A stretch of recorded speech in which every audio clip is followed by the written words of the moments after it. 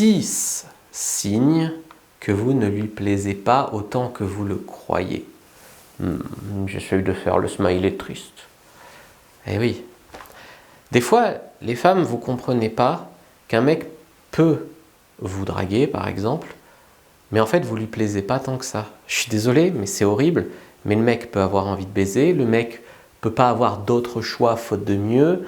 Le mec peut dire, bon, ben, elle a l'air intéressée par moi, donc j'y vais, puis je réfléchirai après si elle me plaît vraiment. Ou le mec, vous pouvez lui plaire au début, puis dire ou faire des choses qui font que vous allez lui plaire moins. Enfin, parfois c'est dur, parfois ça fait mal de comprendre ça.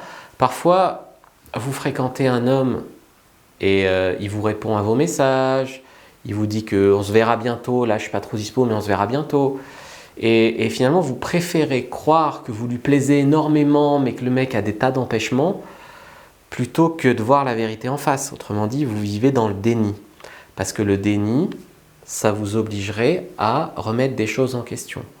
Je le vois bien. Mon Académie de la séduction, par exemple, c'est tout un processus à revoir pour faire des rencontres qui vous mèneront à une relation de qualité. La plupart des nanas, elles ne veulent pas prendre l'académie. Elles veulent combler les brèches, combler les trous, au cas par cas, avec des mecs super problématiques. Et du coup, elles se retrouveront toujours avec des problèmes. Alors moi, je veux bien vous aider à envoyer les bons SMS, vous aider à être meilleur au lit, vous aider à... Voilà. Mais certaines nanas, c'est le processus vraiment qu'il faut revoir. Il faut s'y mettre pendant 6 mois là-dedans, puis dans 6 mois, t'es maquillé avec un mec de qualité. Plutôt que de vivre relation compliquée sur relation compliquée, prendre des petites formations pour combler les brèches, c'est compliqué. Voilà. Le problème, quand tu t'acharnes en fait avec des hommes qui ne sont pas pour toi, c'est que la gifle, elle va faire encore plus mal, tu vois. Tu vas avoir plus mal si je te laisse espérer longtemps que je ne vais pas te la mettre, je prends de l'élan et je te la mets très fort, plutôt que si je te la mets comme ça, tout de suite, tu vois. Donc il vaut mieux le savoir. Donc pour éviter ça, la plupart des femmes, elles investissent encore plus, elles investissent toujours plus pour pallier au manque d'investissement de l'homme, pour surtout ne pas voir en fait, ne pas voir et se garder l'espoir qu'un jour il va changer d'avis, qu'un jour il va tomber amoureux, ou qu'en fait il est amoureux mais c'est juste qu'il n'aime pas envoyer des textos, ou il est amoureux mais c'est juste un homme super occupé, trop occupé pour venir me voir, etc. Ce serait un véritable retournement de situation que l'homme change du tout au tout et tombe subitement amoureux si ça fait 6 mois que vous galérez comme ça avec lui. Je ne dis pas que c'est 100% impossible, mais franchement, ce serait un étonnant retournement de situation. Alors, comment savoir si cet homme finalement vous kiffe beaucoup moins que ce que vous croyez? En un, je dirais qu'il va vous traiter comme une simple amie et essayer de faire semblant de ne pas comprendre vos tentatives de sexualiser. Évidemment, un homme peut être timide, d'accord? Il peut être timide, il peut avoir besoin que vous lui fassiez des avances plusieurs fois.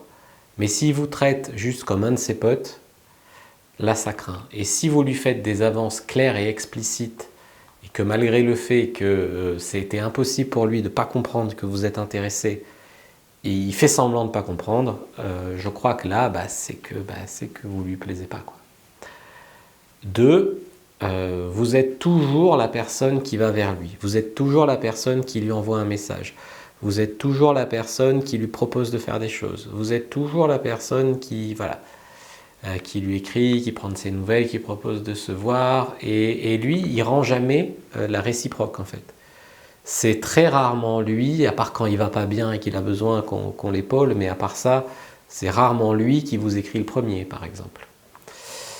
Ok, alors là, on va dire qu'il peut être super timide. Mais moi, je vous conseille d'arrêter un peu ça, de lui laisser la place. Laissez-lui la place de venir et évaluez s'il revient ou pas. Et s'il ne revient pas vers vous, combien de temps il va mettre à s'apercevoir que vous ne lui donnez plus trop de nouvelles? Et est-ce que ça va lui manquer surtout? Voilà un moyen d'essayer de se sortir de là. 3e signe, est-ce qu'il met plus de 24 heures pour répondre à vos messages?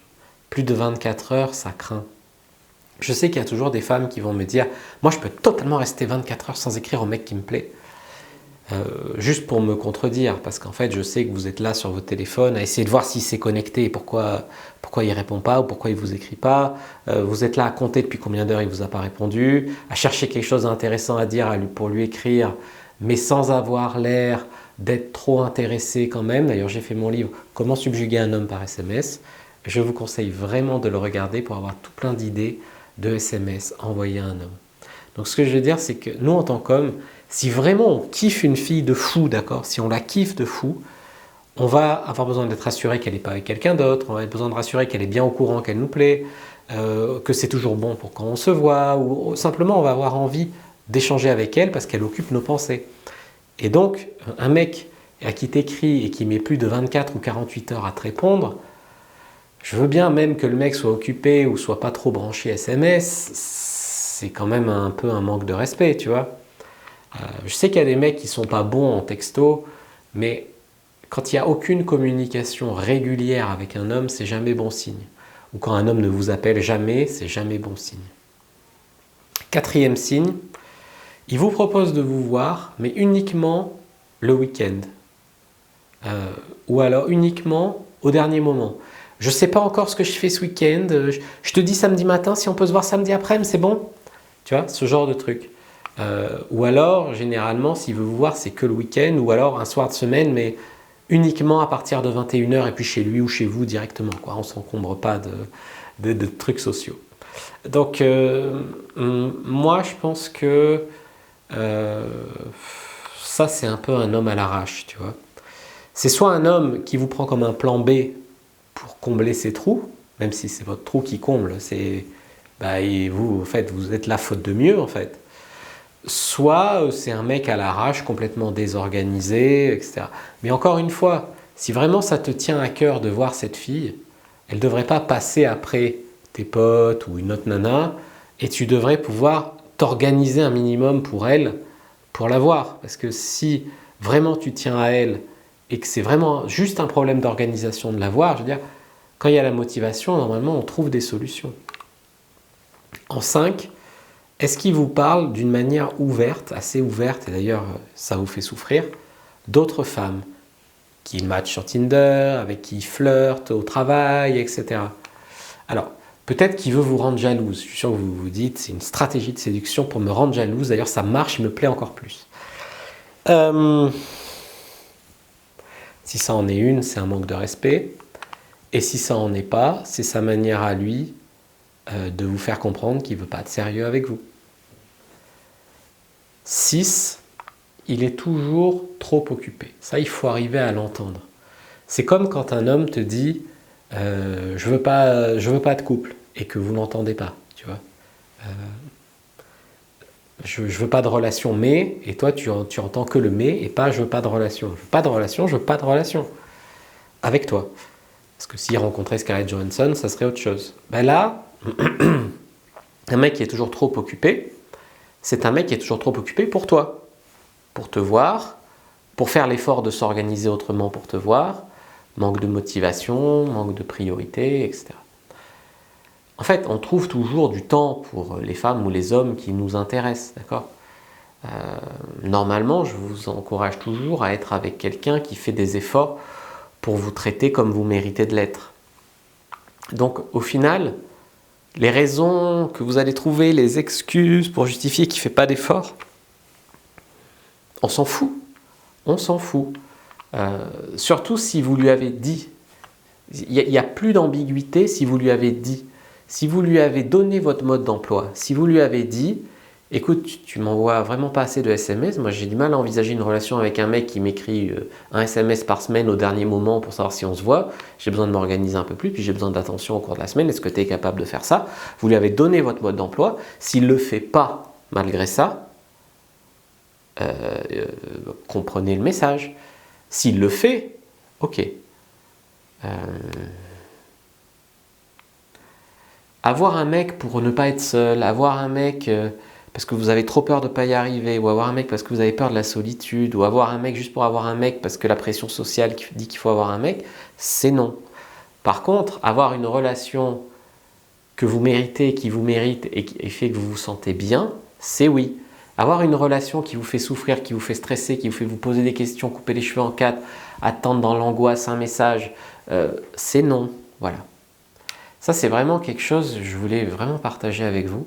Je vous ai fait une petite fiche récap sur les signes d'intérêt des hommes.